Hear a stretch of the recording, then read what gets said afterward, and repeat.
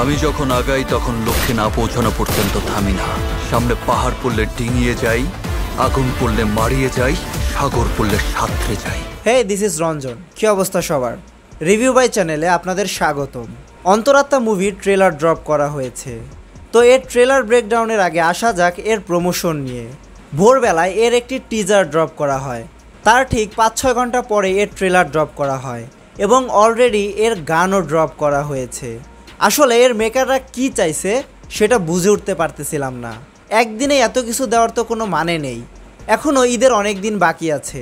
তারা চাইলেই 2-1 দিন পর পর টিজার, ট্রেলার, বিভিন্ন গান ড্রপ করতে পারতো, বাট তারা যেন একদিনেই সব কিছু দিয়ে দিবে। মনে হচ্ছে সিনেমাটি কালকেই মুক্তি পেতে চলেছে। তো এখন আসা যাক এই সিনেমার ট্রেলার নিয়ে। ট্রেলারটি কেমন হলো? ট্রেলারে ফুল গল্পের ধারণা দিয়ে দেওয়া হয়েছে। শাকিব খানের পরিবার এবং দর্শনা বণিকের পরিবার, যেখানে দর্শনা বণিক গ্রামে থাকে আর শাকিব খান সেই গ্রামেই হয়তো ঘুরতে আসবে এবং সেখানেই সে দর্শনা বণিককে দেখতে পাবে। একটা কথা বলে রাখি, শাকিব খানের ক্যারেক্টারের নাম থাকবে এখানে প্রথম। তো শাকিব খানের সাথে দর্শনা বণিকের প্রেম হবে। তো যখন শাকিব খান দর্শনা বণিককে বিয়ে করতে চাইবে তার আগেই ঘটে যাবে একটি দুর্ঘটনা। তো মাঝখানে শাকিব খানের ফ্যামিলিতে কেউ মারা যাবে এবং এর জন্য দর্শনা বণিকের পরিবার থেকে তাকে বিয়ে দিতে রাজি হবে না এবং তারপরে যেমনই হোক দর্শনা বণিকের সাথে শাকিব খানের বিয়ে হয়ে যাবে।